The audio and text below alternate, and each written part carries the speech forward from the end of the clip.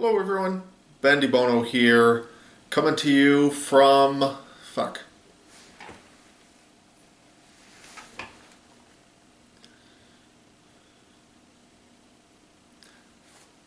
Hello everyone, Ben DeBono here, recording on Saturday, December 6th, the feast day of St. Nicholas today. One of the all-time great saints there, although I suppose they're all pretty great. But everybody loves good old Santa Claus, St. Nicholas, who, in possibly my favorite saint story of all of them, according to legend at the Council of Nicaea, got so fed up with the heretic Arius that he punched him in the face. So that's one way to go. Be sure to celebrate St. Nicholas's feast day today by punching a heretic in the face. But if that doesn't work, you can always try reasoning with them instead. And for that, we turn to the incredible and inscrutable logic of St. Thomas Aquinas in the Summa. Today we're looking at question 2. We are in the Treatise on the One God. Starting it, now we're diving in. We did the introduction, which if you haven't watched the introduction, I would encourage you to watch that first. We discuss the outline and some key terms that are going to enter into the conversation today and in the next many videos until we're done with the Treatise on the One God. Today we are going to be looking at the first 2 articles of question 2 on the existence of God. Now, question 2 only has 3 articles in it, which normally we would cover that just in one video. However, the third article in question 2 is where St. Thomas gives his 5 proofs for the existence of God, which is the most famous part of the Summa and one that requires a little bit more conversation, so that because it's often misunderstood, and so that video is going to stand on its own. So we're going to look at the first 2 articles. So as usual, let's head over to my screen capture video and we will go through this portion of the Summa. Let's go.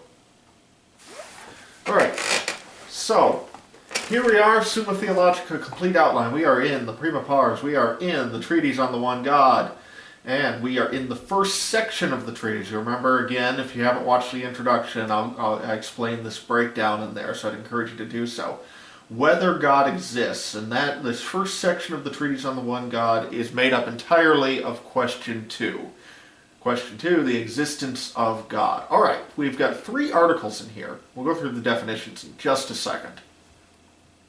Whether God's existence is self-evident, whether it is demonstrable, demonstratable, I'm not sure how you're supposed to pronounce that, whether God exists, and that's one of the 5 proofs that we'll go through next time. Alright, a couple of definitions.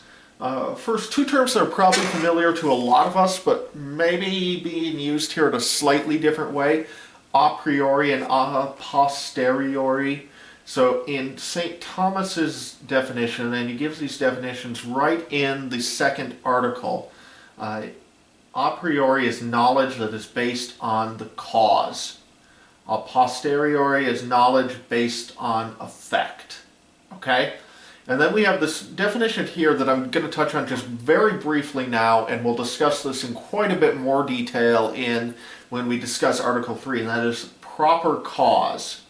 And this is, and I believe I'm taking this word for word from either the Summa or from the commentary on the Summa, one of those 2. It is the cause on which the effect absolutely, first of all, or necessarily and immediately depends. And I have that broken down quite a bit more. We'll get into that in the next video. Okay. Article 1, whether God's existence is self-evident. Our objections are going to argue that it is. So according to Damascene, that is, by the way, one of the church authorities that St. Thomas will quote rather extensively, according to Damascene, the knowledge of God is implanted in all. Implanted knowledge is self-evident. Okay? Anselm's ontological argument implies that as soon as the term God is understood, God must exist, since the term implies the greatest possible being, and an existing being is greater than a non-existing one. Okay, let's stop there for a second. Anselm's ontological argument. If you are not familiar with it, let me give it to you very, very briefly. Here's what he would say. Okay, imagine that you're an artist. So we're gonna understand it first by analogy. Imagine that you are an artist, and the artist says, or you're imagining that you are thinking of a painting, your masterpiece, okay? And then you say to the artist, is that painting better in your head, or would it be better if you actually painted it? That masterpiece artwork that you're thinking of. And of course the answer is, well, the painted version, assuming you could bring it about with all the grandeur that it is in your mind, the real version would be better. Okay, so now Anselm is going to say he's got you, even though we haven't even started discussing God, because you just admitted that something that exists is greater than something that does not exist. Now Anselm is going to say, think of the greatest possible being that could possibly exist. Okay? You cannot say that being doesn't exist, because you've already admitted that existing is better than not existing. So if you are thinking of a being that doesn't exist, you are not thinking of the greatest possible being who would exist. And since the greatest possible being is by definition God, therefore God exists. Okay? A little bit of tricky logic, but that's what he's getting at. All right. And we'll get to St. Thomas's answer to that briefly. And the third objection, truth is self-evident. Scripture claims God is truth, ergo God's existence is self-evident.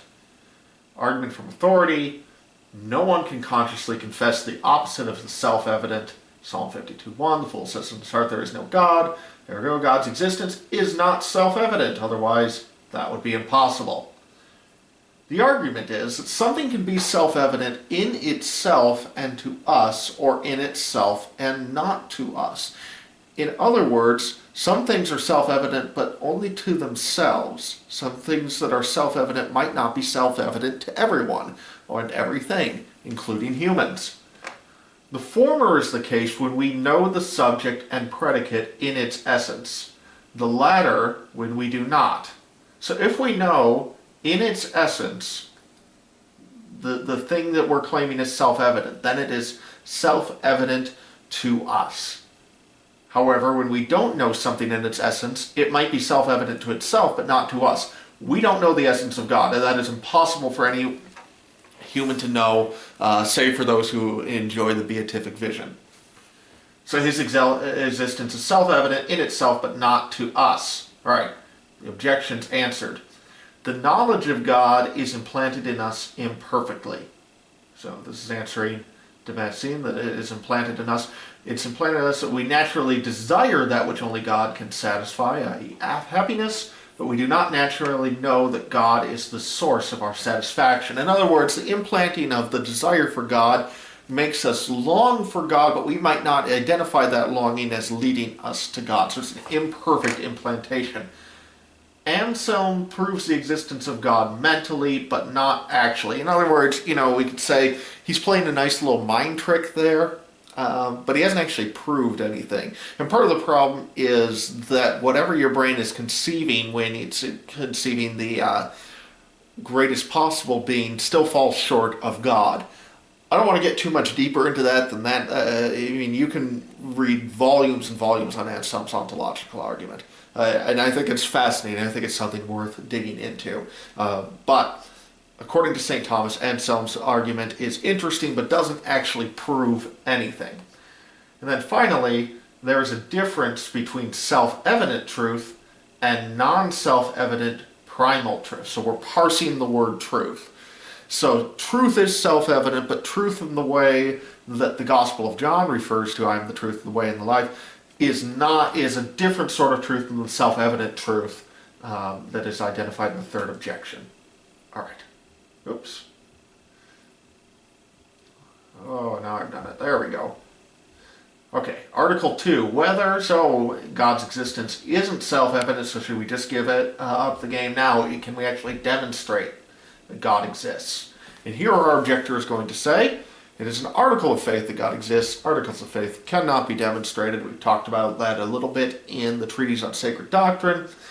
Demonstration requires knowledge of essence. We cannot know God's essence. We saw that in the answers in the article for Article 1. Therefore, it's not demonstrable. God's existence could be demonstrated only from his effects, but since they are finite and he is infinite, they are not proportional to him.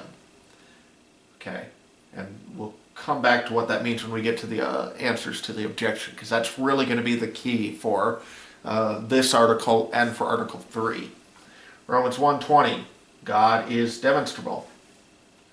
Argument. God's existence cannot be proved a priori, because we don't know the cause, we don't know God in his essence, but it can be proved a posteriori, so it can be proved from the effect. So essentially St. Thomas is saying the exact opposite of objection number 3, and we'll get into why he disagrees with objection number 3 once we get down to the answers. The existence of effect implies the existence of cause, therefore God's effects demonstrate his existence. The existence of God is preamble to the article of faith, and therefore can be known by reason. In other words, it's not an article of faith itself, but it's something that comes before the articles of faith, just as all the inferences we'll make later on come after articles of faith. We begin by demonstrating not God's essence, so we're not trying to know his essence, but a nominal meaning of the word God. In other words, what we're proving in this article, or in question 1, is not all the different attributes of God. Those are going to come much later. It's not everything we mean as Christians when we say the word God. We're proving just a very, very basic, that there is some being who must be God. It's as basic as you can possibly get and still have meaning behind that word. All right. Then we cannot know God perfectly because of the problem of proportion. So you're right. Because his effects are not proportionate to the cause, we can't know him perfectly, but we can demonstrate his existence and know him imperfectly. So we are going to demonstrate his existence, that's Article 3, and then the remainder of the treatise on one God is how we know him imperfectly. Okay, so that's it then for these first 2 articles. This is just a beginning point. We got a lot more to talk about here in this question with Article 3, and I will be back with that one in just a couple days, and we'll talk about the 5 proofs. But for now, that's it for Articles 1 and 2 on the existence of God. Goodbye.